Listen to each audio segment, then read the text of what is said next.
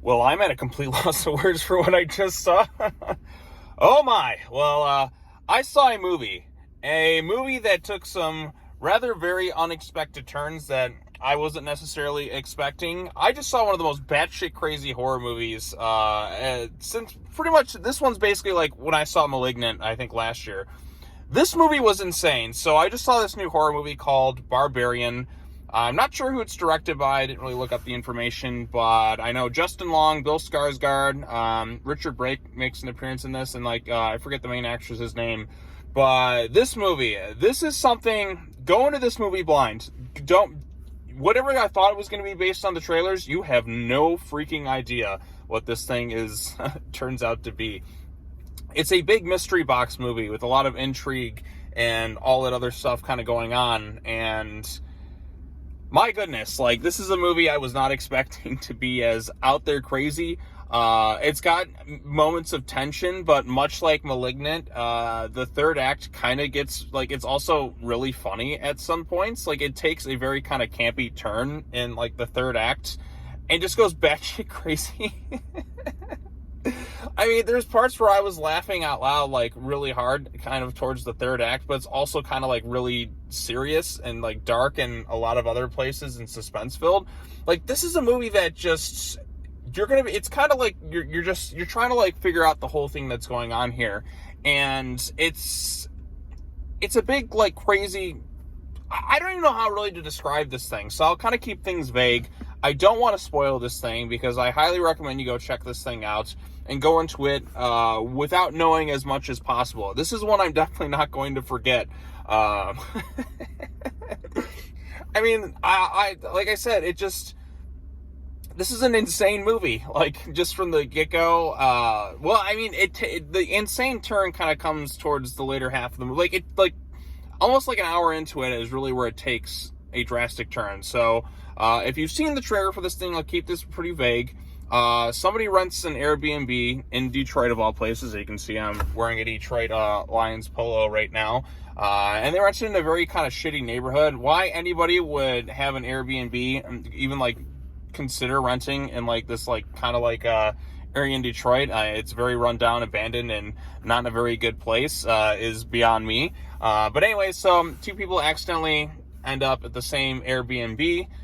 There's no real explanation how that fully happened, and so they end up in this place, and there's a lot of mystery and intrigue. Like, you never know what to expect with, because, like, you have Bill Skarsgård and this other girl shows up, she's just like, am I gonna be in this place and that? So anyways, they rent this Airbnb, and so they end up in this place, and you come to find that there's a door, a hidden passageway kind of in the basement, and there's some crazy shit that kind of goes on in here. So you're kind of left wondering, like, who's, like, if there's really something going on with certain characters and that. And then Justin Long comes in kind of a little bit later on into the picture, and he almost kind of takes over, if that makes sense.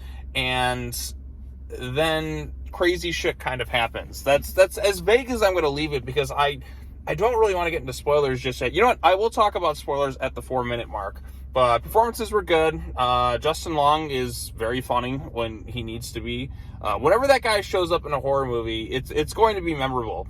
So he did this one. He did Jeepers Creepers. I know there was one more I'm thinking of that he did, but I can't quite remember off the top of my head. But this is one, or Tusk.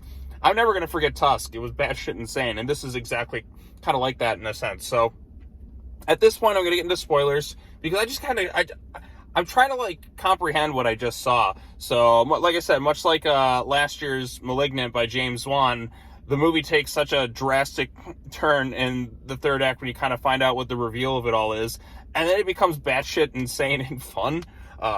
There's a lot of ambiguity in this movie in particular with how things are set up and how they work and such. There's a lot of questions to be raised, but the movie kind of leaves a lot of answers vague. But basically, so this girl rents the same place as Bill Skarsgård's character, and there's something in the basement. So they go to this hidden door, and there's some weird-looking creature-like thing that they find in there. It's kind of like a deformed person. And there's, like, these underground tunnels and stuff. There's cages and all that. It's a very insane kind of, like, setup in that. And basically, He's down there. He's like, you're left kind of wondering if there's something off about Skarsgård's character. And then, spoilers at this point, like I said, you come to find out that he is just, just a decent guy. So they go look in the basement. She gets locked in there at one point, and they come to find that there's some woman living under this like house in like this really shitty part of Detroit, like kind of one of those more abandoned neighborhoods. But there's just this one house that's kind of upkept, and it's actually owned by Justin Long, believe it or not, who's like a Hollywood actor who's just been kind of Me Too'd, and he has to go back to Detroit to kind of sell some of his assets.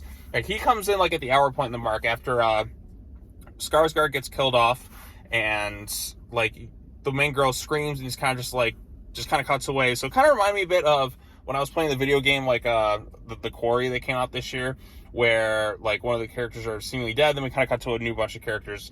So it's kind of like abrupt, and then we focus on Justin Long. So the girl is left ambiguous about her fate, and Justin Long, like I said, he's this actor who's just been Me Too'd. He's got property in Detroit, and he's going to try and like liquidate some of his assets, kind of like help in some sort of court case.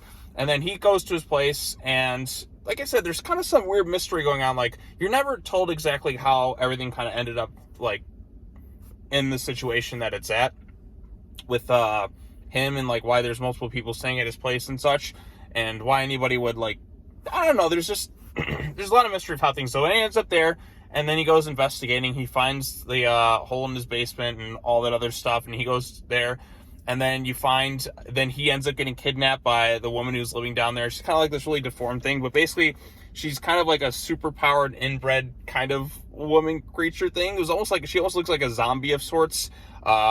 She literally, at one point she rips some guy's arm off and starts beating him over the head with it. This is kind of almost like a Sleepwalkers type of camp that this movie embraces towards like the third act of the movie. She